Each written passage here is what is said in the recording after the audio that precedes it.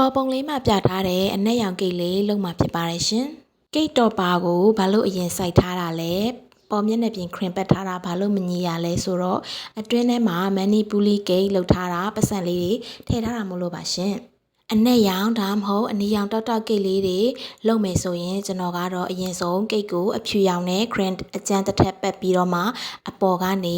အနက်ရောင်တို့အနီရောင်တို့ကိုထပ်ပါတယ်ရှင်။အနီရောင်အနက်ရောင် deep color တွေက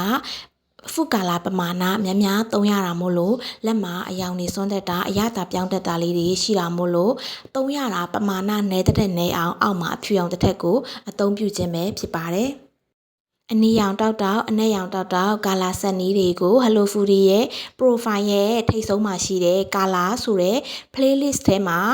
ဖြောဆက်နီးလေးတွေကိုကြည့်ရှုနိုင်ပါတယ်ရှင်။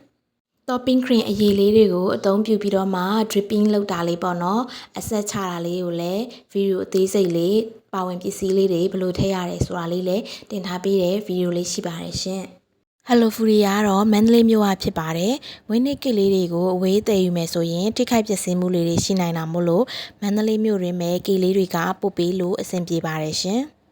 မိမိကအဝေးမှာရောက်နေတဲ့မန္တလေးမြို့မှာရှိတဲ့ချစ်ခင်ရသူတွေရဲ့မွေးနေ့အတွက်ကိတ်လေးမှာပေးခြင်းနဲ့ဆိုရင် KPay, WavePay စားတဲ့ Mobile Banking Payment တွေပေးချေပြီးတော့မှ Hello Foodie မှာမှာယူလို့ရပါတယ်။မွေးနေ့ရှင်လေးအတွက်တီးတန့်ဒီဇိုင်း site ရေးချင်တဲ့စာလေးတွေအတိအကျနဲ့ကိတ်လေးကလောက်ထားရတာမို့လို့ cancel ပြီးတော့မှတခြားသူကိုထပ်ရောင်းလို့မရတာမို့လို့ကျွန်တော်တို့က